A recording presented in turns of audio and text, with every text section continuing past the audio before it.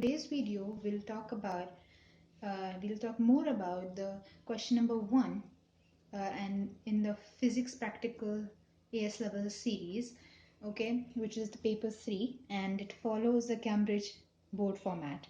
Okay, and now we'll discuss more about the tables. We were discussing about the tables in the previous video, in the previous part, and we'll continue with it, and we'll talk more about the graphs as well in this video.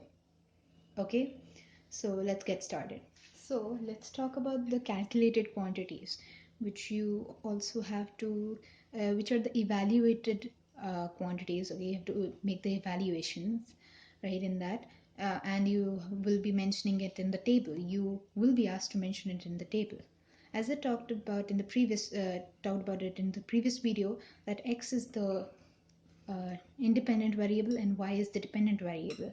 So you might be given a formula for y, okay, which will be calculated using the x, okay, and then you have to mention the y, the corresponding values of y as the x changes, or for specific values of x you have to tell the corresponding values of y, okay, which you have to evaluate.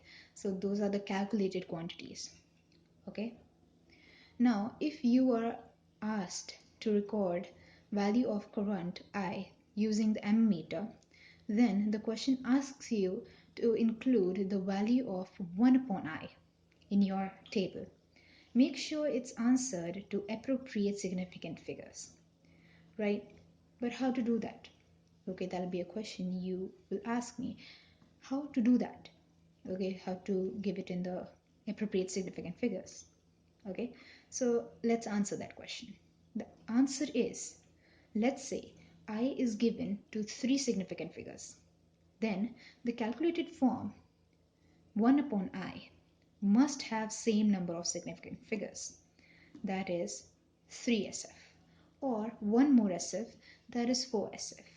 Okay, so that means that if I is in 3 significant figures, okay, you should be familiar with the topics, the significant figures, you should be familiar with that.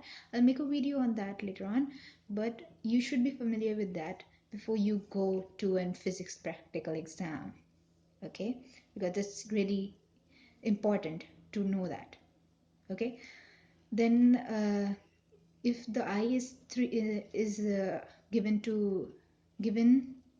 3 significant figures, okay, so I is given 3 significant figures, to then the calculated form 1 upon I, okay, must have same number of significant figures, okay, or one more. So that means like I is having 3 significant figures, that means you should have 3 significant the answer of 1 upon I as 3 significant figures in 3 significant figures, and or one more significant figure, that is 4 significant figures. Okay, so what to do if 2 quantities with different SFs are given to us?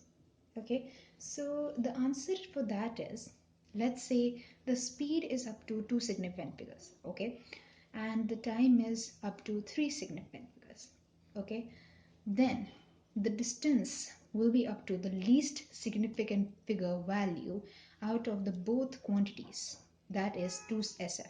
Okay, so the speed was having was up to 2 significant figures, and the time was up to 3 significant figures.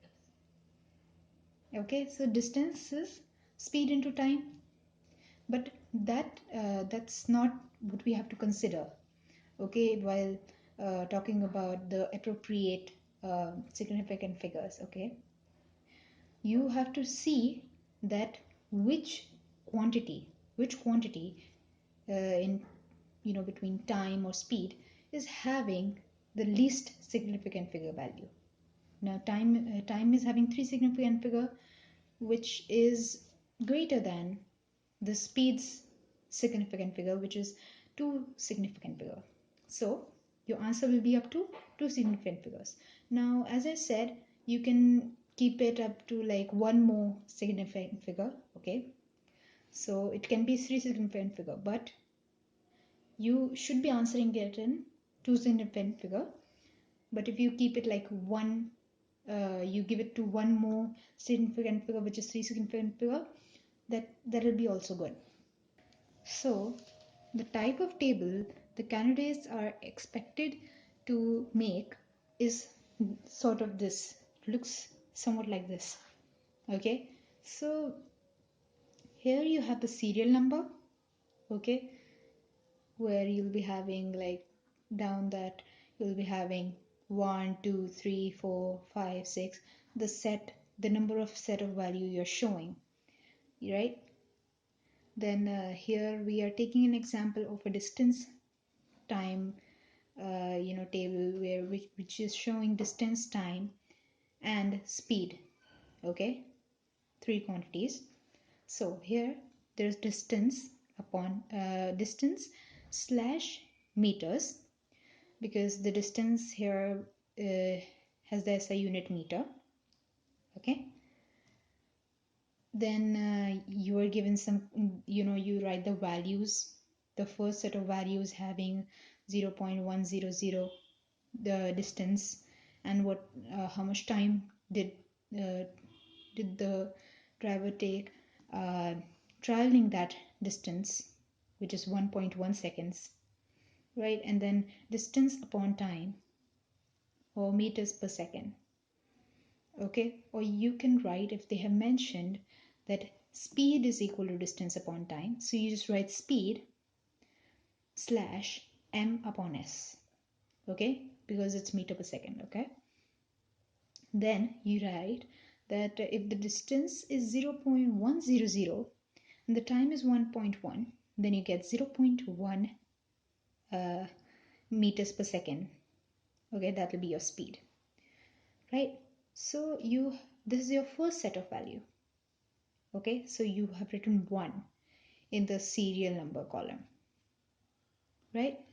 And then the second set of value is this, third set is this, fourth set is this, fifth set is this, sixth set is this, right? Like that you have to make a table, right? And you have to mention the SI unit. Okay, the unit given to you, should be mentioned. If the distance given to you is in centimeters, the distance slash centimeter should be written here. If the time is given to you in milliseconds, then you should write time slash milliseconds, right?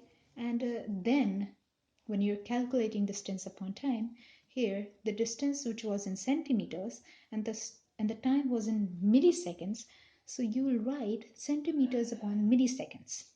Okay, so centimeter per millisecond, that will be your unit you'll write here in the distance upon time thing, right? In the distance upon time column, right? So like that you have to make a table. That this type of table is expected from the candidates. Okay, now note, ask the supervisor if you need any instruments, like any replacement of any instruments. Supposedly any instrument breaks while you're doing an experiment, right? Or there is the instrument is already damaged, or it is not in a proper condition, then ask for the replacement of that instrument. Okay, you need to ask, don't hesitate, because it's your boards. It's not your teacher's boards or anybody else's boards, right? It's your board, it matters to you, right? Okay, and tell them if some instrument isn't working, as I said, so it can be replaced as soon as possible. And don't hesitate. Okay, so graph. Now let's talk about graphs, right?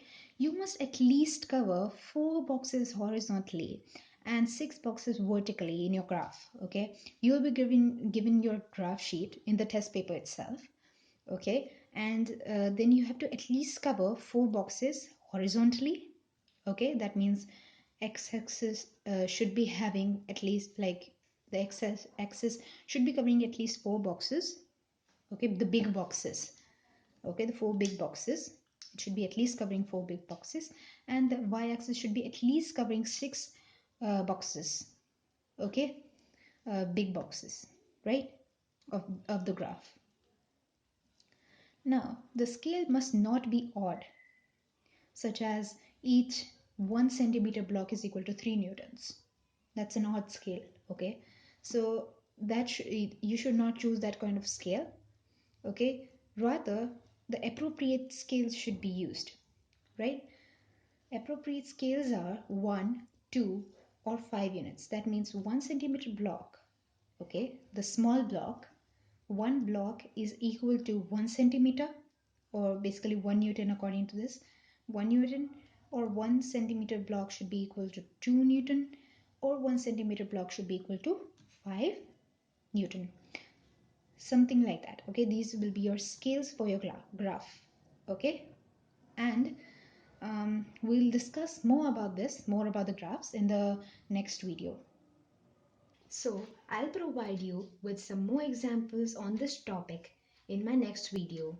And if you are new to this channel, please do subscribe this channel and also like this video and share it in your friends circle so they can also take advantage of this. And do click that bell icon so you never miss any updates of this channel and get notified every time.